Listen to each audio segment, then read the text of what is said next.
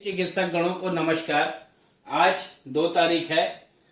Nano technology of electro homeopathy medical research methodology में आज हम सभी सोक्रोफ्लोसो ग्रुप की H10 को पढ़ेंगे।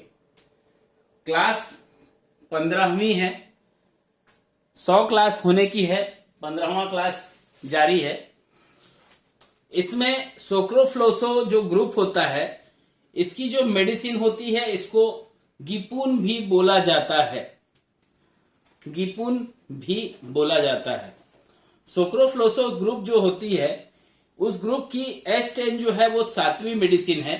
इसका प्रभाव जो है वो अत्यंत गहरा है और घृण होता है, मतलब डीप होता है, क्योंकि इसमें कुछ ऐसे प्लांट भी मिले होते हैं जो नर्व फाइबर पर प्रभावी होते हैं, परंतु सबसे पहले ये इंटेस्टाइन के ऊपर ये कार्य करते हैं।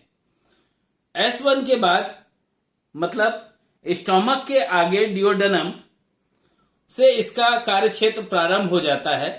अतः चाइम CHYME चाइम के डिओडेनम में आने पर पैंक्रियाटिक जूस और बाइल जूस के मिश्रित होने पर भोजन का एसिडिक माध्यम से क्षारीय माध्यम में परिवर्तित होकर वसा पदार्थ का पाचन शुरू होता है। वसा के पूर्ण पाचन से हमें ऊर्जा मिलती है व आंतरिक अंगों को विषय पदार्थ से प्रोटेक्शन मिलता है।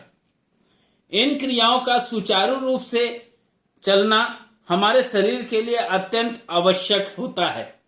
H10 के उपयोग को जानने से पहले इन सभी क्रिया, इसकी जो थेरेपेटिक है, आप चाहें तो the legend of junior Sinha को भी पढ़ सकते हैं, आप चाहें तो इलेक्ट्रो होम्योपैथी महाग्रंथ पार्ट 1 पार्ट 2 दोनों में पढ़ सकते हैं।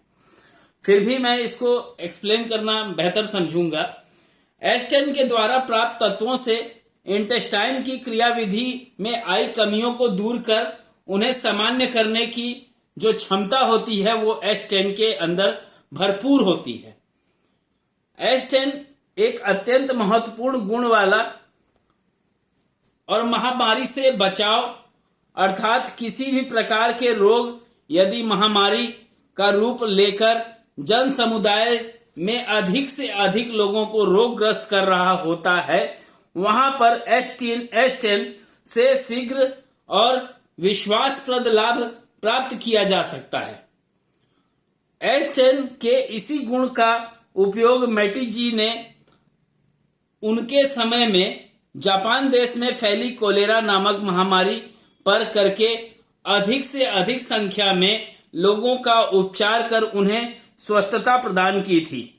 साथ ही अपने आप को भी सुरक्षित रखा। इसलिए जापानी लोग H10 को अपनी स्थानीय भाषा में गैपुन कहते हैं, जिसका अर्थ होता है जीवन देने वाली। H10 लसिका वाहिनी एवं पाचन तंत्र, स्पाइनल नर्व, वेगस नर्व, वात सूत्र, मस्तिष्क इत्यादि अंगों पर मुख्य रूप से कार्य करती है। इसको जायपून के नाम से भी जाना जाता है।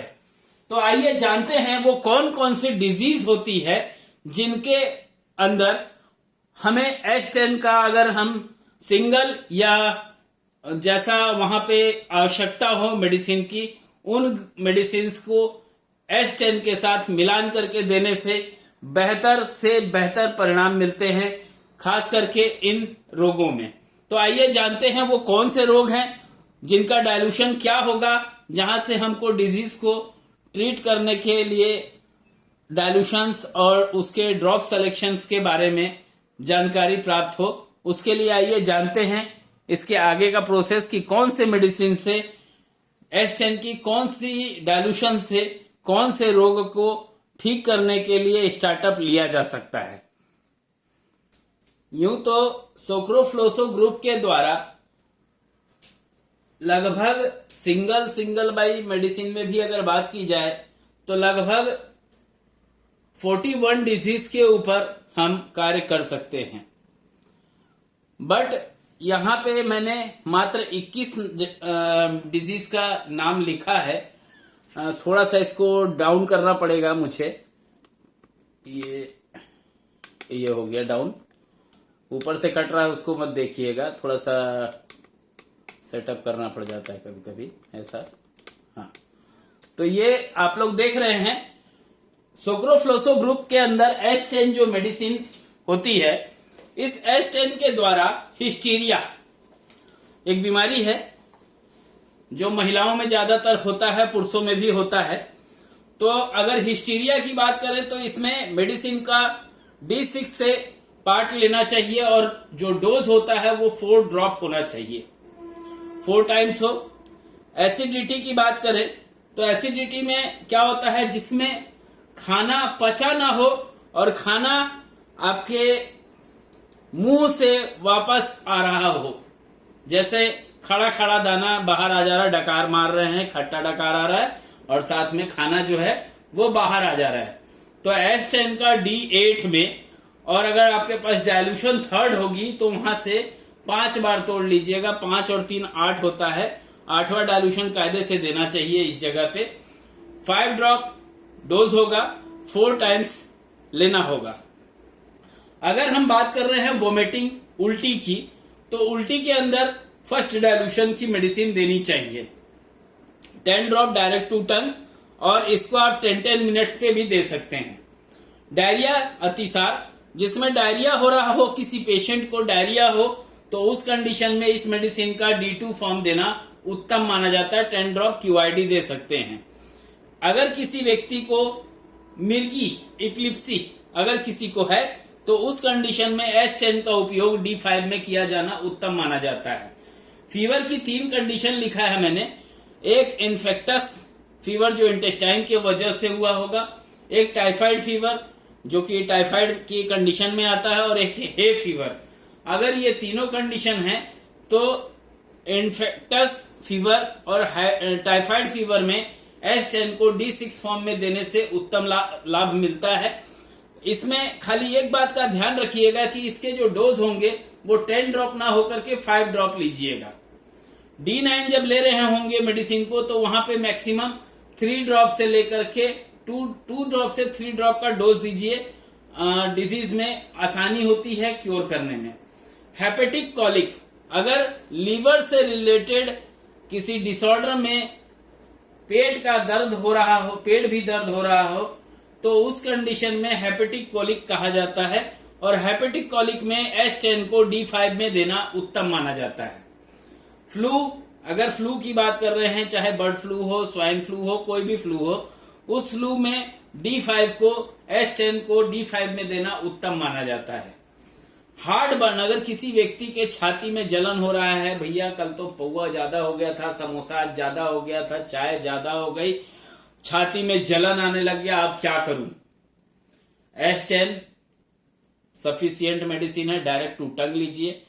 और ज्यादा जलन हो तो H10 के साथ B दोनों दवाई का 10-10 बूंद मिला लीजिए, और उसमें से 10 बूंद आधा कप गर्म पानी के साथ पी लीजिए। चाहे तो इस 20 बूंद में से 5 बूंद डायरेक्ट टू टंग डालिए। हार्ड बर्न यूं, मतलब दवाई को आपने डाला, ढक्कन आपकी टाइट नहीं होगी, तब तक आपका हार्ड बर्न जो है वो गायब हो जाएगा। माइग्रेन की बात करते हैं। माइग्रेन की कंडीशन जो होती है, ये 2 कंडीशन को दर्शाता है।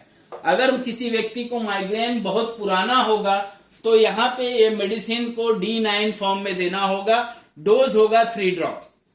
लेकिन अगर वो लगता है कि नहीं क्रोनिक की श्रेणी में है तो वहां पे D6 देना होगा, और मैक्सिमम डोज होगा 5 to 10 ड्रॉप। 10 ड्रॉप होगा तो 3 टाइम देना होगा TDS, अगर 5 ड्रॉप दे रहे होंगे तो 4 टाइम्स देना होगा QID। वीकनेस, अगर लगता है किसी भी कारण से कमजोरी है शरीर के अंदर, तो H10 को D2 फॉर्म में 10 ड्रॉप QID देने से वो जो वीकनेस होता है वो दूर हो जाता है। न्यूरेल्जिया, अगर किसी को नर्वाइन पेन हो रहा हो तो वहां पे H10 को D9 बना करके वहां से 2 ड्रॉप QID देने से न्यूरेल्जिया में भी बहुत ही तेजी से आराम मिलता है। अगर किसी प्रकार का ऐंठन वाला दर्द हो, मरोड़ हो रहा हो, अपेक्ष हो रहा हो, तो वैसे कंडीशन में H10 को D6 फॉर्म में देने से उत्तम लाभ मिलता है। डोज यहाँ पे 5 ड्रॉप होगा। डिसेंट्री, जैसे कि मैंने पहले भी बताया, चौथे नंबर पे डायरिया है। डायरिया और डिसेंट्री, उस कंडीशन में इस मेडिसिन को अगर कोई व्यक्ति देता है, बोलना चाहिए D2 फॉर्म में, तो बहुत ही उत्तम रिजल्ट्स देखने को मिलता है। कन्वल्सन, अगर किसी को झटके आ रहे हों, ऐंठन वाले झटके हों या झटके आ रहे हों, तो H10 को D5 में देने से उत्तम रिजल्ट्स आते हैं। अगर किसी व्यक्ति को आंत्र दोष हो, इफेक्ट्स हो रहा हो इंटेस्टाइन के अंदर, तो भी H10 को छठे डायल्यूशन में 5 ड्रॉप QID देने से उत्तम रिजल्ट्स मिलते हैं। अगर किसी व्यक्ति को लगता है कि वो बेहोश हो चुका है, बेहोशी में है, बड़बड़ा रहा है बेहोशी में, तो उस कंडीशन में स्नाइक कॉप बोलते हैं इसको। इस कंडीशन में H10 को D1 फॉर्म में 20 ड्रॉप 4 टाइम्स देने से या उससे ज्यादा देने से जो बेहोशी की जो अवस्था होती है वो दूर होती है। अगर हम बात करें किसी को सेंसलेसनेस आ रही है, सेंस नहीं मिल रहा है, छूने से भी, चींटी काटने से भी, सुई भोंक देने से भी अगर उसको सेंस नहीं आ रहा तो तलवार मत मार देना भैया, पूरा सेंस आ जाएगा उसको। सेंस लाने के लिए H10 को थर्ड डायल्यूशन बना करके उसमें से, अगर थर्ड डायल्यूशन मतलब D3 डायल्यूशन, थर्ड डायल्यूशन मत बना दीजिएगा। अगर डायल्यूशन थर्ड होगा तो उसको डायरेक्ट टू टंग दीजिएगा 10 ड्रॉप QID। लेकिन अगर लग रहा है कि वो डायल्यूशन थर्ड ना होकर D3 बेस है, तो उसको 3 बार तोड़ लीजिएगा। फर्स्ट डायल्यूशन, सेकंड डायल्यूशन, तब थर्ड डायल्यूशन। और उस थर्ड डायल्यूशन में से 10 ड्रॉप दिन भर में 3 से 4 बार देने से, लगातार कुछ दिनों तक देने से बिल्कुल सेंसलेस जो हुआ होगा वहां पे, जैसे लिप्रोसी का केस होता है, उसमें सेंस गायब हो जाता है, छूने से टच महसूस नहीं होता उस जगह पे। जैसे बोलना चाहिए ल्यूकोडर्मा है। ल्यूकोडर्मा भी एक समय तक, अगर वो बहुत दिनों तक रह जाए तो वहां पे भी सेंस गायब कर देता है।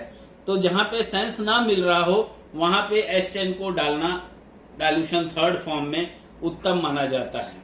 अगर हम बात कर रहे हैं H10 की, तो H10 के अंदर एक मेडिसिन है जिसका उपयोग पेट फूलने में किया जाता है।